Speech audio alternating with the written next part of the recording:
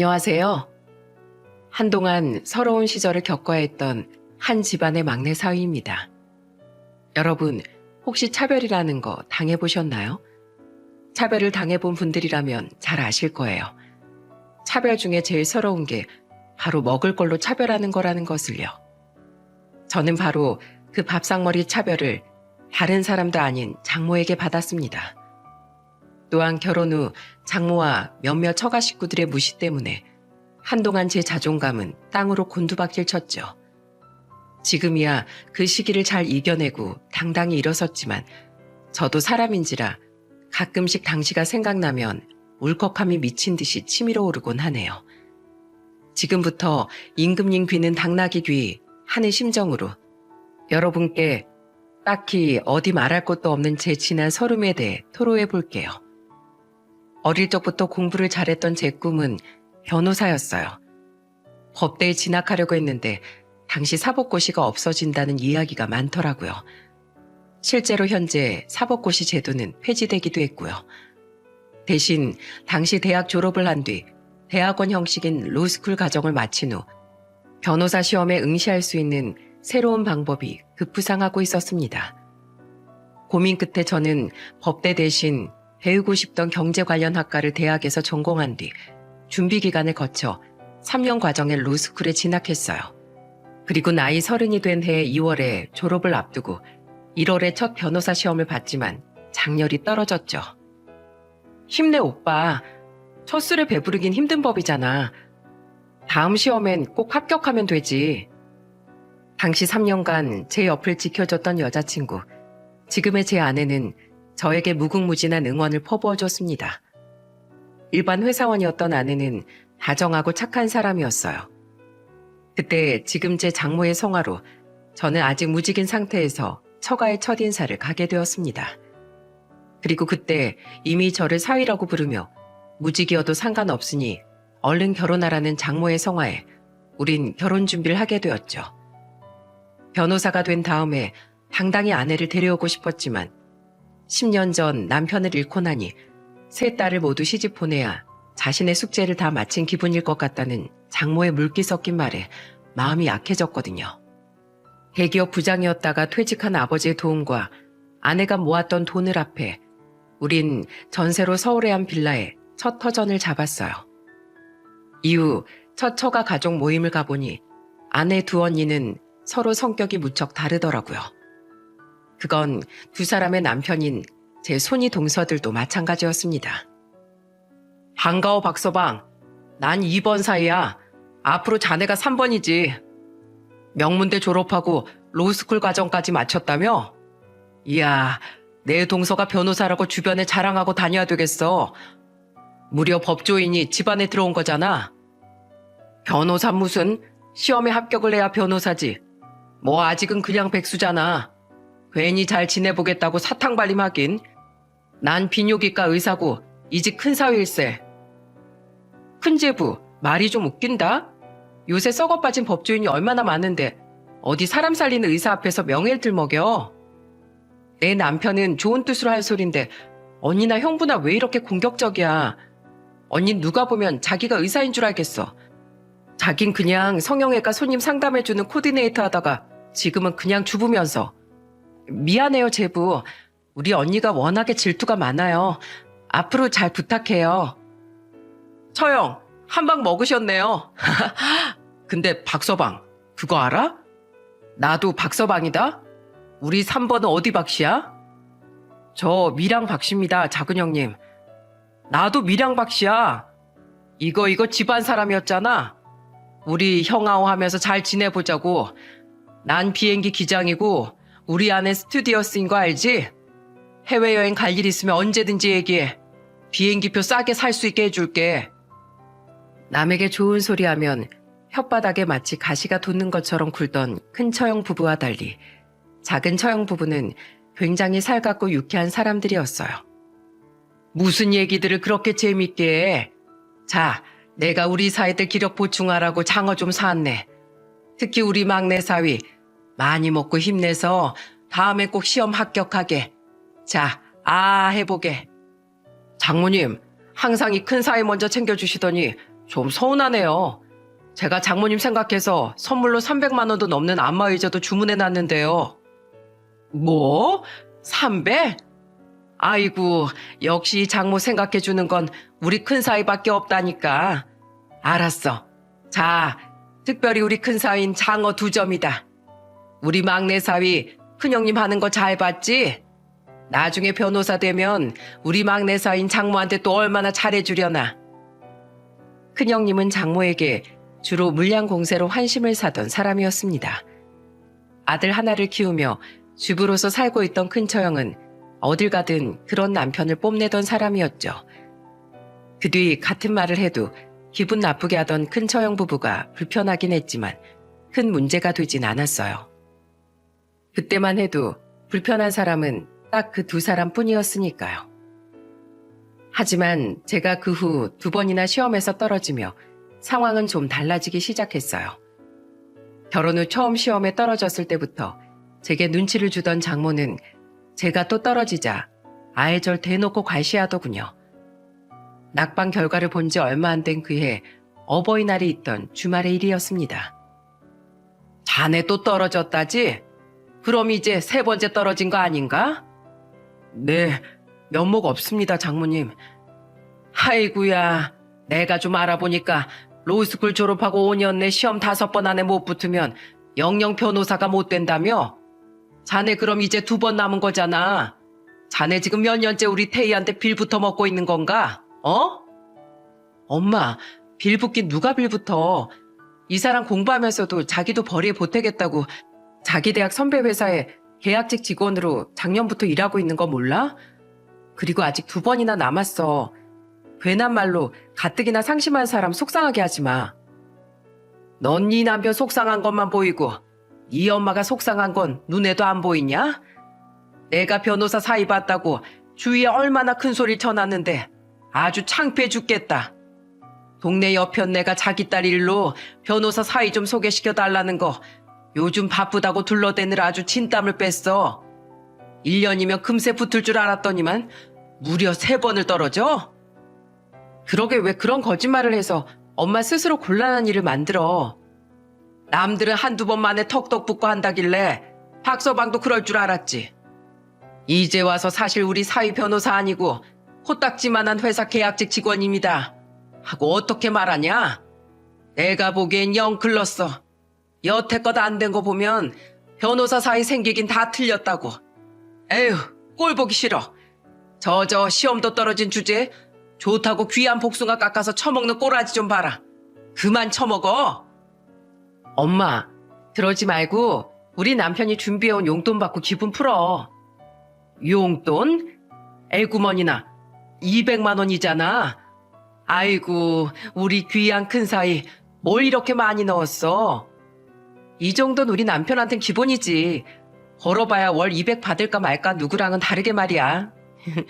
얘 막내야, 너 남편이 저래가지고 그 코딱지만한 빌라 전세에서 이상 가겠니? 괜히 애 낳아서 애까지 고생시키지 말고 피임이나 잘해라. 큰애가 말 한 번 잘하는구나. 아이고, 벌써 시간이 이렇게 됐네. 우리 큰사위, 둘째 사위 내가 침대방에 자리 마련해놨으니까 얼른 가서 자. 왔다 갔다 하면서 운전하기 힘들었을 텐데 너희들은 우리 손주랑 같이 안방에서 나랑 자자. 엄마, 그럼 우리 남편은? 형부들 잘하는 그 침대는 성인 2명 누우면 꽉 차잖아. 술 마셔서 그냥 집에 갈 수도 없는데. 자넨 내가 침낭 하나 꺼내놨으니까 주방에서 대충 자게. 주방이요? 그래, 집에 마침 남는 이불이 없어서 말이야. 침대방엔 바닥에서 잘 데도 없고 거실엔 내가 키우는 화분이 많아서 자다가 발로 차기라도 하면 큰일 나. 그렇다고 여자들하고 잘 건가?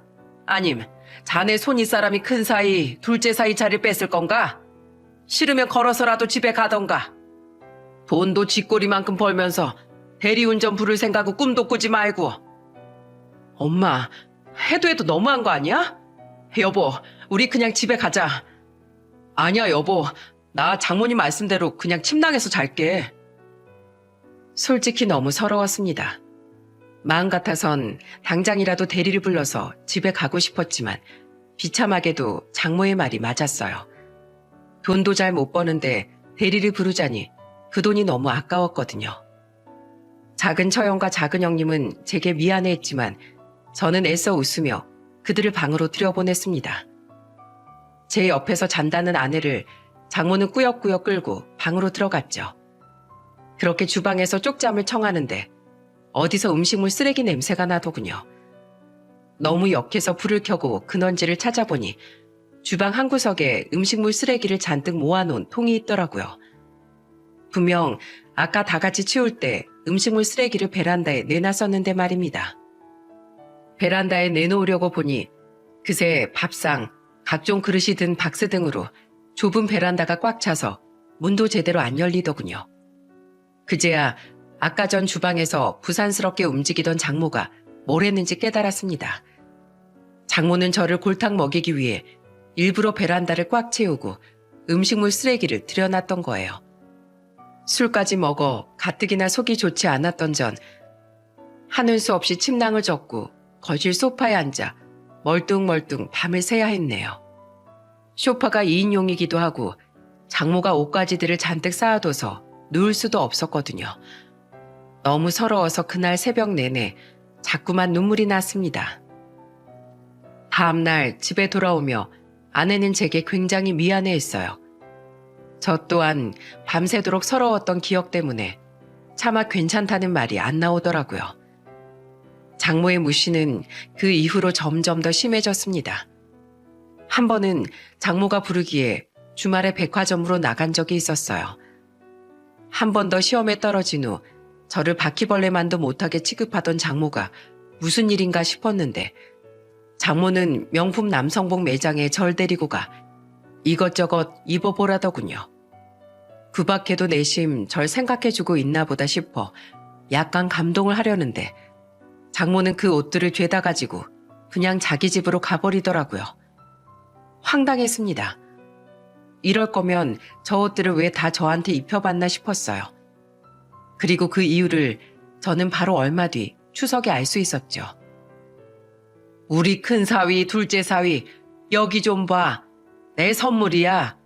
내가 우리 사이들 주려고 백화점에서 겨우 옷 좀 몇 개 샀어.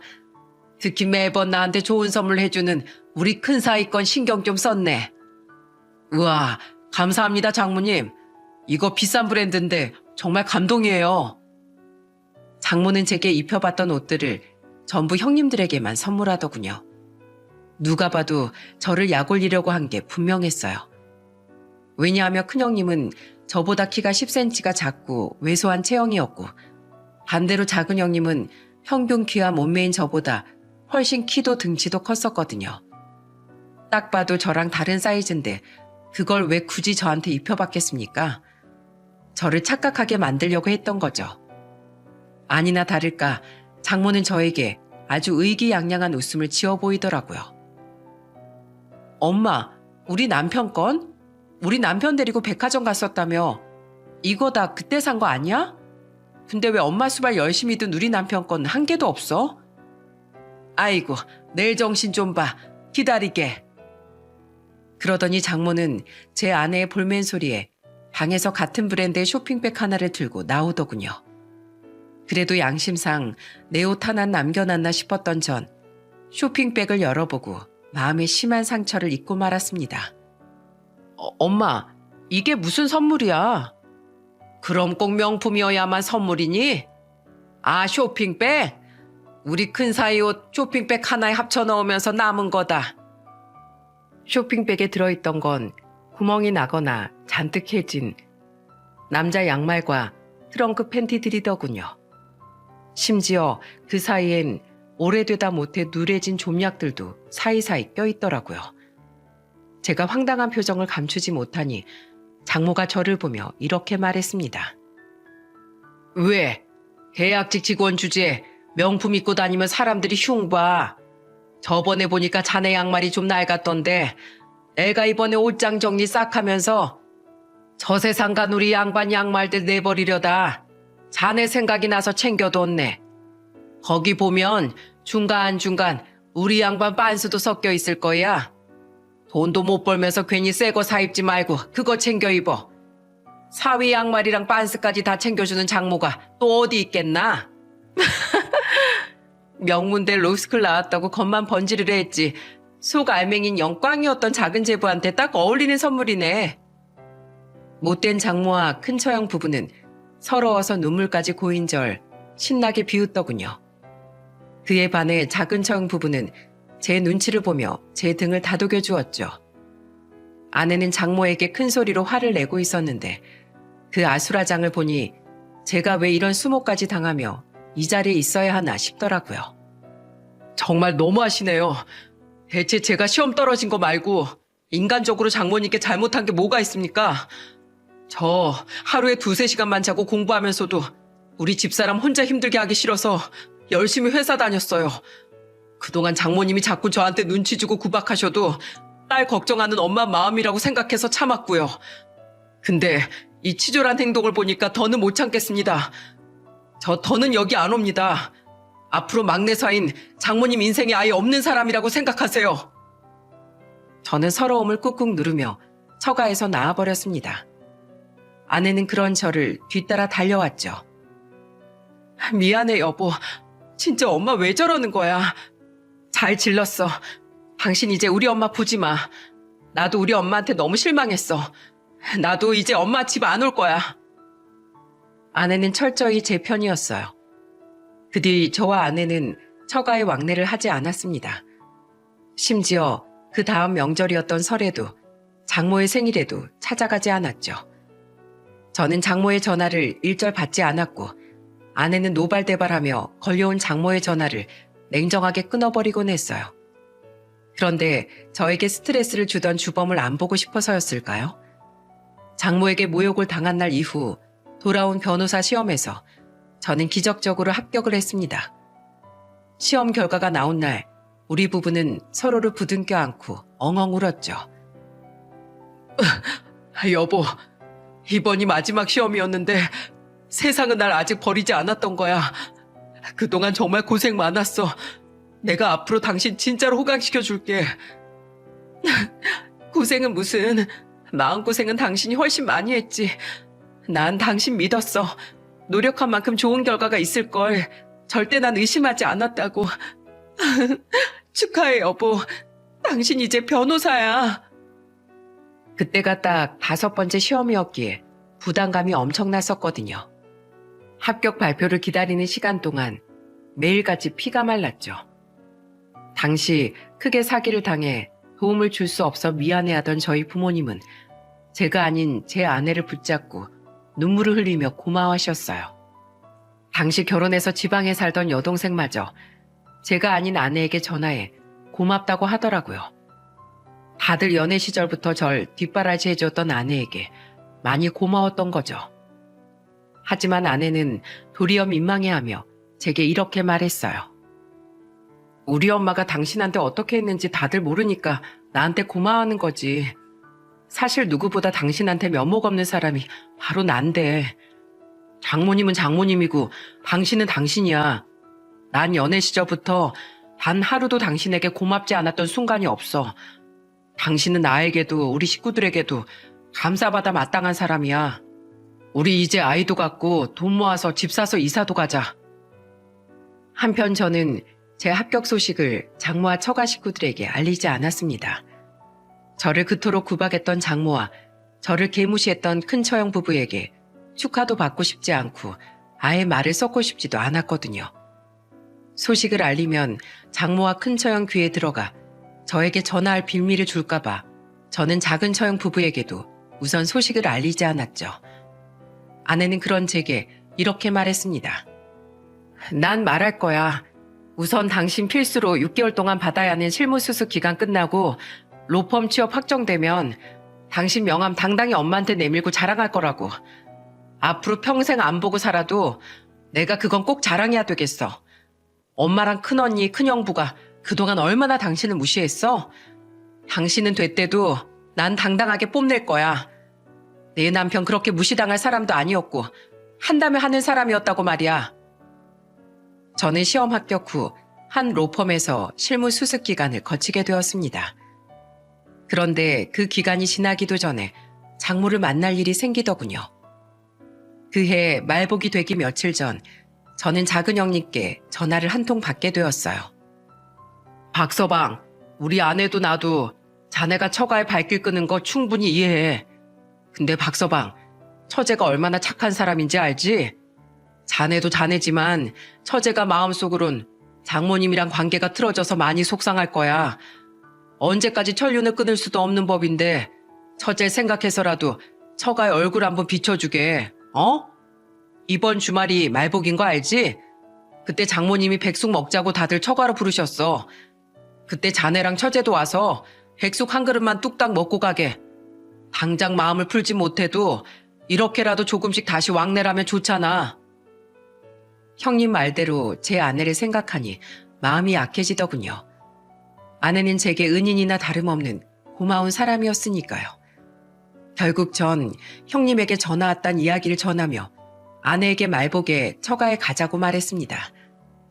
아내는 제게 걱정스럽게 말했어요. 당신 정말 괜찮겠어?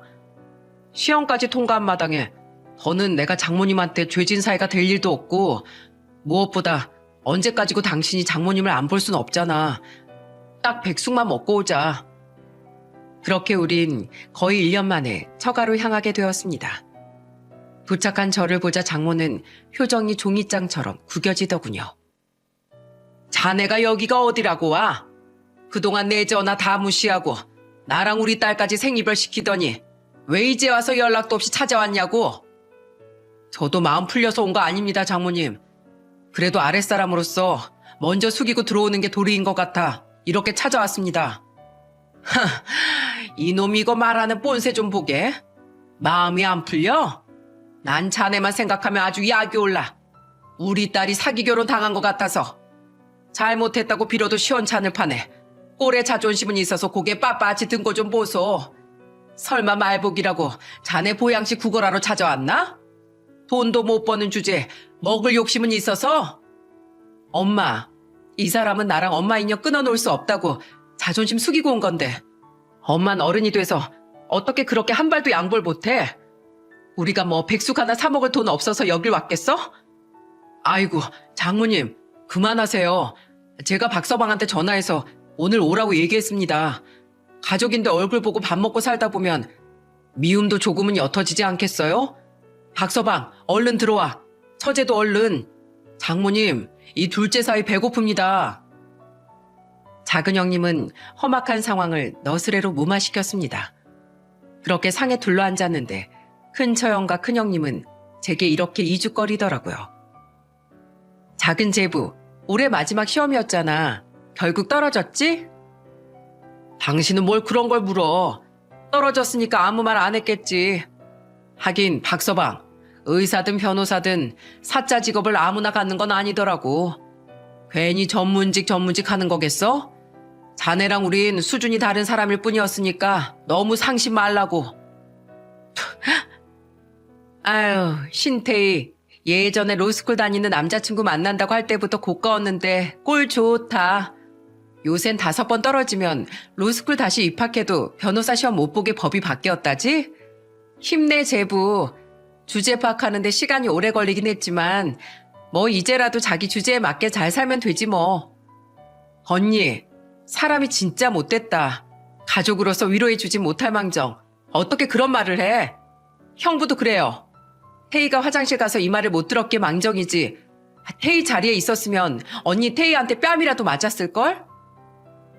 입이 근질거렸지만 참았습니다. 수준 떨어져서 저 유치한 입씨름에 장단 맞춰주고 싶지 않았으니까요. 어차피 나중에 정식 변호사가 되면 아내가 알아서 말할 테기도 했고요. 아내가 돌아온 뒤 장모는 백숙 그릇을 내오기 시작했습니다.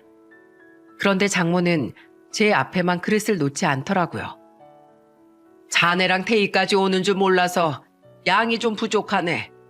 혹시 더 먹는 사람이 있을지도 몰라서 내가 미리 닭 좀 넉넉히 준비해놨는데 다행이지 뭔가. 남은 다 급하게 삶는 중이니까 자넨 조금만 기다리게. 말없이 온 사람은 자네니까 그 정도는 기다릴 수 있지? 태희 넌 원래 양이 적으니까 내 거 나눠 먹자. 아, 네. 제가 주방에서 닭 익는 거 보고 직접 가져오겠습니다.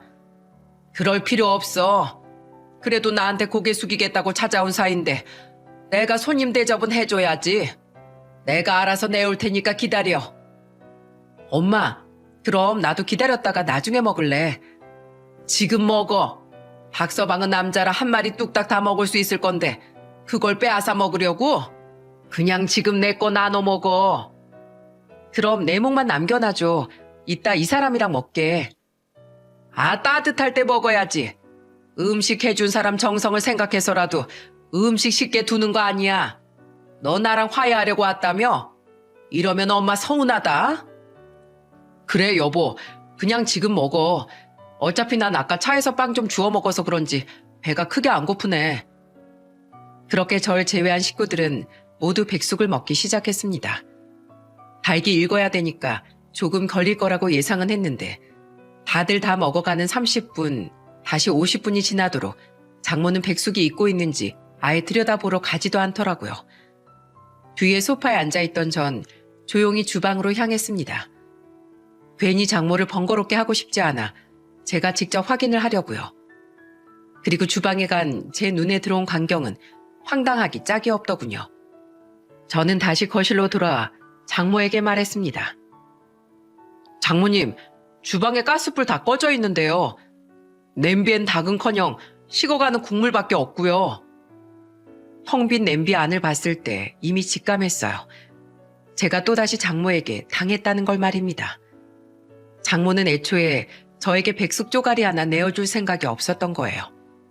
아니나 다를까 백숙을 다 먹은 장모는 손가락을 쪽쪽 빨며 박장대소를 하더라고요. 그걸 이제 알았나? 내가 미쳤어? 의사의 비행기 기장인 우리 귀한 사이들한테 고작 중소기업 계약직인 자네랑 같은 음식을 대접해주게? 내가 우리 사이들 먹이려고 얼마나 정성스럽게 이걸 다 준비했는데 고작 자네 따위가 같은 음식을 먹으려고 들어? 내 국물도 아까우니 이따가 물에 밥이나 말아줄 테니까 그것도 감지덕지 한 줄 알고 먹고 가게. 엄마!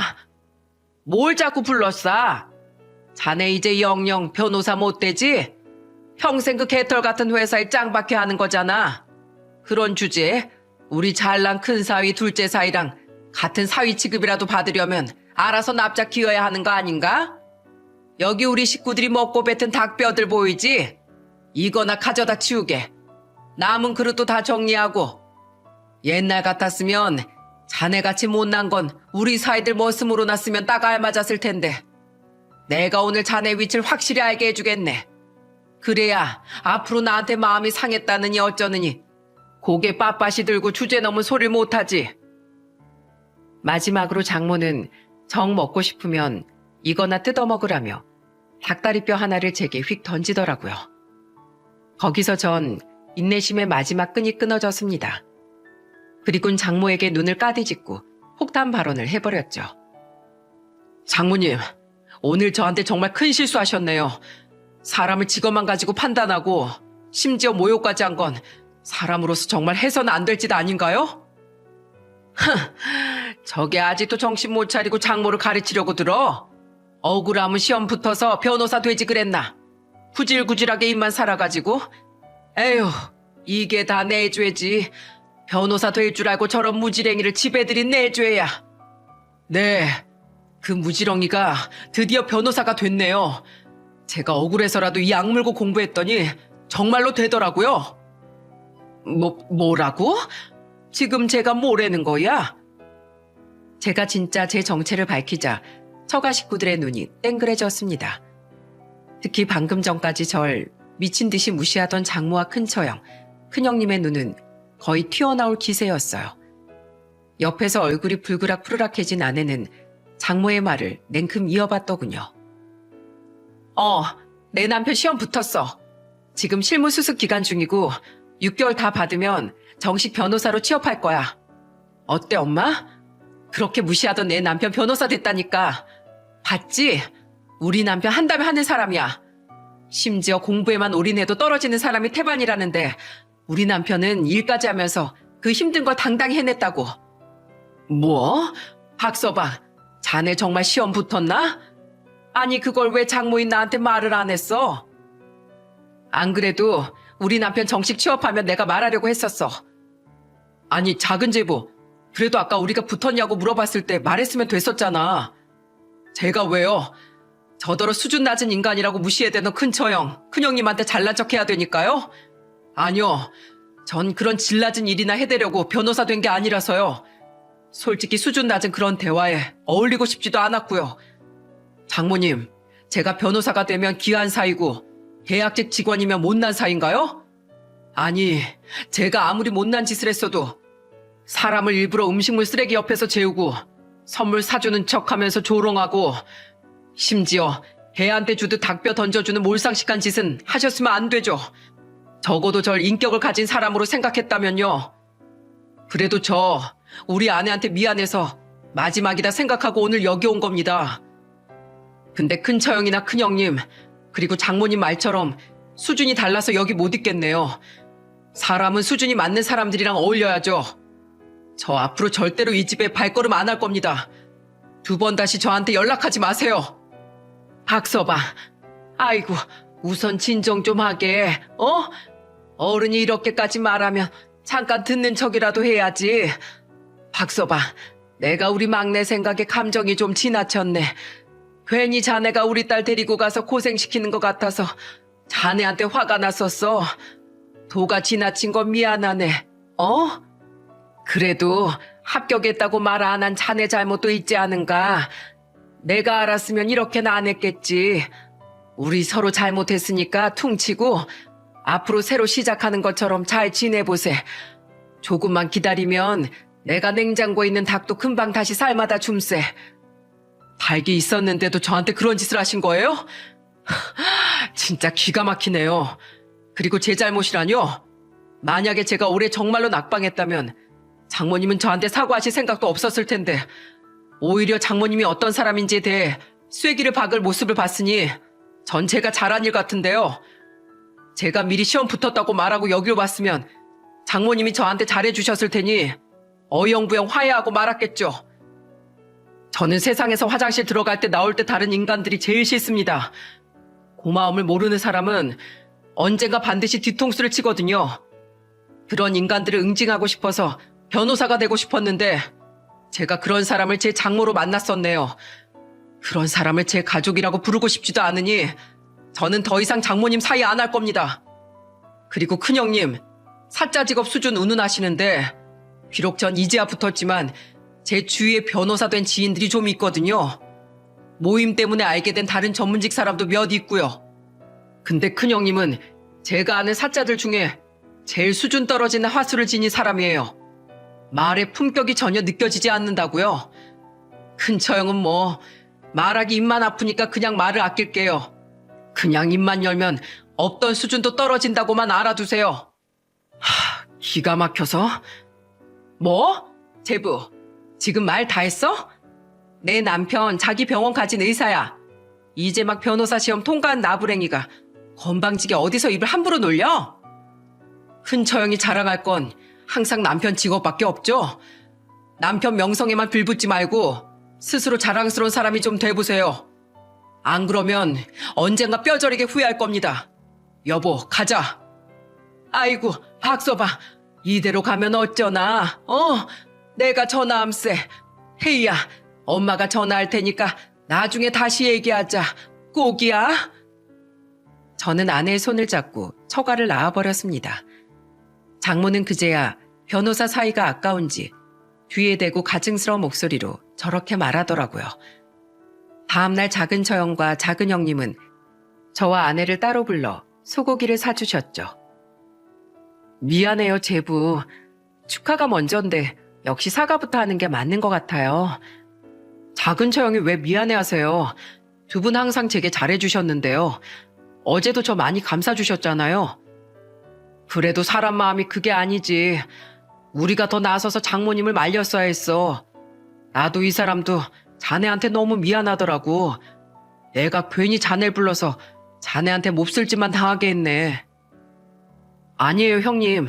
오히려 이번 기회에 약간의 죄책감까지 완벽하게 털어버릴 수 있었어요. 그러니 전혀 형님 원망하지 않습니다. 그래, 아무튼 오늘 이 자리는 우리가 내는 축하턱이야. 자랑스러운 우리 아우 밀양박 씨의 자랑, 변호사 된 걸 축하하네. 축하해요, 제부. 이젠 고생 끝났으니까 낙이 올 거예요. 오만정이 다 떨어진 전 그 뒤 장모에게 걸려오는 전화를 전부 다 무시했습니다. 적어도 아내조차 자기 엄마한테 학을 뗐는지 전화를 받긴커녕 문자에 답장도 않더군요. 그럼에도 불구하고 장모는 저와 아내에게 줄기차게 문자를 남겨댔어요.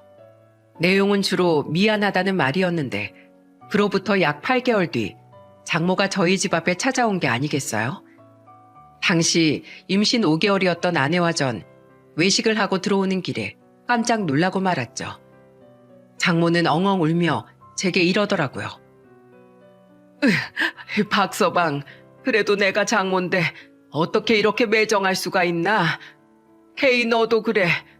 임신까지 했으면 그래도 엄마한테 알려야지. 이런 소식을 둘째를 통해서 듣게 해? 말했잖아. 난 엄마 안 볼 거라고. 근데 어떻게 여기까지 왔어? 우리 결혼한 뒤에 코딱지만한 집 들어가기도 싫다면서 여기 온 적 한 번도 없잖아. 하도 구석진 데 있어서 찾는데 애 좀 없긴 했다.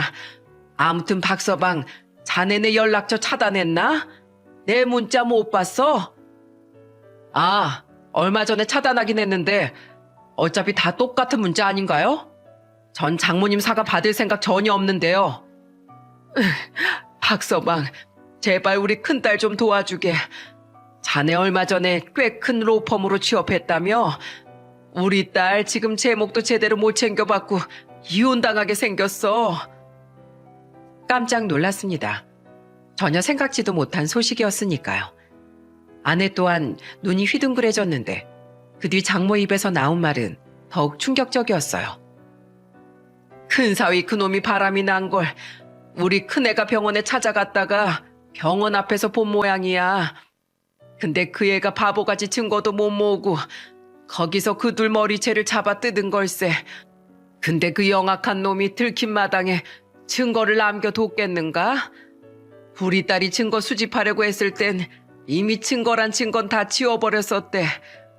그리고 그 망할 놈이 오히려 우리 딸한테 이혼 소송을 걸어버렸어.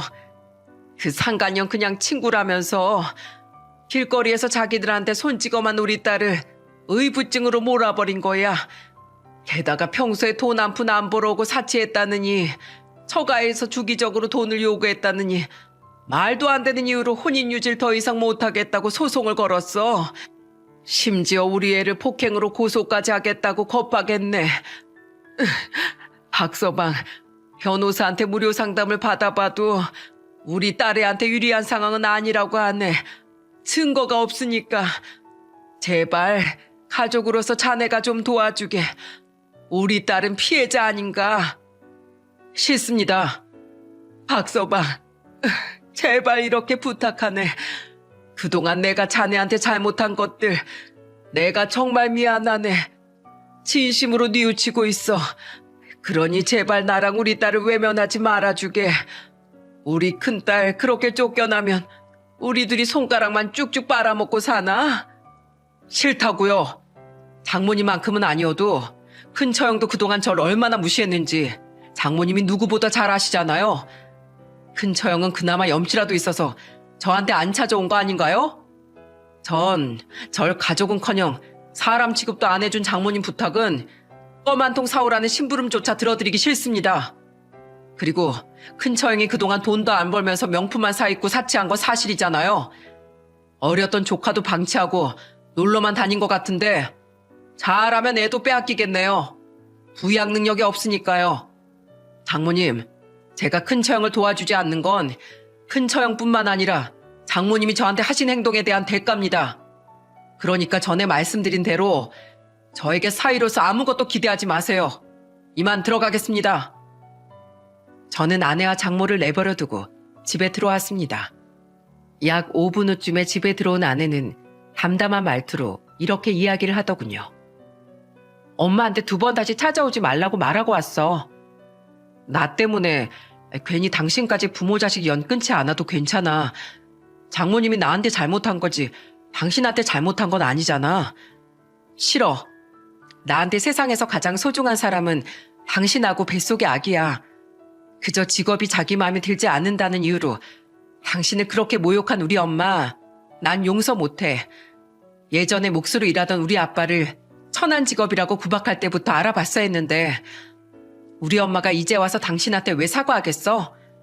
앞으로 덕볼 일 많을 게 뻔하니까 저러는 거지. 이제 우리 큰언니 이혼하면 당신이랑 작은 형부한테 더 달라붙을걸? 자기한테 돈 쏟아붓던 큰 사이가 없으니까. 난 그 꼴 보기 싫어. 우리가 넉넉해진다고 당신을 그렇게 무시했던 엄마한테 더 뭔가 해주고 싶지도 않고. 난 이대로 당신하고 우리 아기랑만 행복하게 살래. 그 뒤 큰처형은 결국 조카까지 빼앗긴 채 이혼당했습니다. 약간의 재산 분할을 받긴 했지만 육아 참여도도 낮았고 재산에 대한 기여분은 거의 없다고 해도 무방한 수준이라 거의 맨몸으로 쫓겨난 거죠. 또한 처형이 이혼하고부터 1년쯤 뒤에 작은 형님이 중동의 항공사에 스카웃되어 중동으로 이사를 가면서 사위사랑이 지극하던 장모에게 남은 건 저밖에 없게 되었어요. 삶이라는 게 참 알다가도 모를 일 아닙니까? 남은 사람은 돈 한 푼 없이 자신의 집에 빌붙어 있는 큰 처형뿐이었던 장모는 그때부터 미친 듯이 저희 집을 찾아오더라고요. 그런 장모 때문에 퇴근길에 놀랐던 게 한두 번이 아닙니다. 아들을 낳은 후 일을 그만뒀던 아내는 집에서 아들을 보며 장모 때문에 원형 탈모까지 걸렸었어요. 박서방, 끝까지 정말 이럴 셈인가? 나 요즘 돈이 없어서 친구들 모임에도 잘 못 나가. 쓰던 버릇이 있어서 용돈도 턱없이 부족하고. 배은망덕한 내 큰딸녀는 아르바이트 다니면서 번 돈 자기 혼자만 홀랑홀랑 쓰고 다니네. 박서방, 내가 정말 미안했네. 우리 부디 과거 일은 모두 잊고 잘 좀 지내보세. 우린 그래도 가족이지 않은가? 혜이야, 이 엄마 요즘 너무 외롭다. 그나마 나 챙겨주던 둘째랑 둘째 사이도 떠나버리고 나니까 날 위해주는 사람이 하나도 없어. 엄마 요새 주름 피는 주사도 못 맞아서 얼굴이 막 흘러내린다. 내가 창피해서 주위에 고개를 들고 다닐 수가 없어. 제발 이 엄마 좀 보살펴다오. 응? 장모가 하는 얘기는 전부 미용이나 용돈, 자기 체면 같은 것들 뿐이라 저와 아내는 더더욱 학을 뗐어요. 경찰을 불러도 계속 찾아오자 우린 결국 계획했던 이사를 앞당겼습니다. 살다 장모 때문에 쫓기듯 이사를 하게 될 줄은 정말 몰랐죠. 하지만 전화위복이라고 급하게 구한 아파트가 전에 알아봤던 아파트보다 훨씬 더 깔끔하고 위치도 좋아 지금 우린 약간의 대출을 낀 자가에서 아주 행복하게 살고 있답니다. 그렇게 작은 처형네가 중동으로 간 날 이후 벌써 2회나 바뀌었네요. 저와 아내는 여전히 장모와 큰 처형과 연락을 하지 않은 채 저희 부모님만 찾아뵈며 살고 있습니다. 아내는 저희 부모님께 장모와의 일을 말하고 용서를 구하고 싶어 했는데 저는 그런 아내를 말렸어요. 괜히 우리 부모님 속상하실 일 만들고 싶지 않아. 당신에 대한 안 좋은 말을 전달하고 싶지도 않고 당신 살면서 나한테 충분히 너무 잘해주고 있으니까 제발 장모님 일로 더 이상 죄책감 갖지 마. 얼마 전 우린 초대를 받아 중동의 작은 처형집으로 놀러 가기도 했어요. 작은 처형은 장모와 큰 처형은 한 번도 초대한 적이 없다고 말하더군요. 내가 여기서까지 엄마한테 돈 달라 이거 해달라 저거 해달라는 전화를 얼마나 많이 받았는지 알아? 다달이 용돈을 70이나 보내고 있는데 모자라대. 뭐 고급 샵도 다녀야 하고 백화점 쇼핑도 해야 한다면서 말이야. 거기다가 두 손 두 발 멀쩡한 큰언니까지 나도 아니 우리 남편한테 전화해서 돈을 보내달라더라고. 엄마가 잔소리가 너무 심하다고 나가 살아야겠대. 그래서 내가 전화 뺏어들고 철 좀 들라고 소리 지르고 끊어버렸어. 아휴, 내가 우리 남편 얼굴 보기 창피해서 혼났다니까. 어차피 우린 불임이라 애도 못 가지니까 뭐 장모님께 조금 더 해드리면 어떠냐는 마음으로 여태 잘해드렸던 건데 몇 번 요구하는 대로 드려보니까 요구하는 금액이 점점 늘어나더라고. 남의 돈이 쉬워 보이니 만족을 못 느꼈던 거야. 그건 두 사람에게도 안 좋은 일 같아서 딱 70만 보내드리고 더는 안 드리고 있어. 옆에 살면 엄청나게 들들 볶였을 텐데 여기 있는 게 얼마나 다행인지 몰라. 양반은 못 되는지 그때 장모에게서 작은 처형에게 전화가 오더군요. 처형은 손으로 우리에게 쉿하며 전화를 받았는데 그때 눈치 없는 우리 아들이 아주 큰 소리로 이렇게 소리치는 겁니다. 이모, 지역이 깎아. 다급히 아들의 입을 막아봤지만 이미 때는 늦은 뒤였어요. 우리가 와 있다는 걸 눈치챘는지 장모는 우리에게까지 다 들리도록 소리를 고래고래 지르더라고요. 이야, 거기 막내네 가 있지? 이 우라질 것들. 내가 그렇게 거기 놀러 가고 싶다고 노래 불렀을 땐 상황이 여의치 않다고 안 된다더니 어떻게 나한테 이럴 수가 있어? 걔네는 지도새도 모르게 이사 간 뒤론 내 전화까지 아예 차단해버리고 콧배기도 안 보이더니만 쪼르르 거기에 달려갔대? 이 천벌받을 것들아. 너희가 엄마인 나 저버리고 잘 살아봤자 얼마나 잘 살 것 같냐? 부모 저버린 천벌이 그렇게 무서운 거야. 당장 키워준 값들 내놔. 내놓으라고. 어떻게 자기 딸에까지 저런 말을 할 수 있단 말입니까? 충격을 받은 작은 처형은 여전히 소리를 지르고 있는 장모의 전화를 뚝 끊어버리더군요. 그리고 그 일을 계기로 그나마 유일하게 장모를 챙겼던 작은 처형 내외마저 장모와의 인연을 끊어버렸다고 하더군요. 그렇게 돈밖에 모르던 장모와 큰 처형은 모두에게 버림을 받고 가장 가진 것 없던 서로만 곁에 남게 된 거죠. 전 앞으로도 장모를 볼 생각이 없습니다. 하지만 언제라도 아내가 장모를 그리워하는 모습이 보이면 흔쾌히 장모에게 보내줄 생각이에요.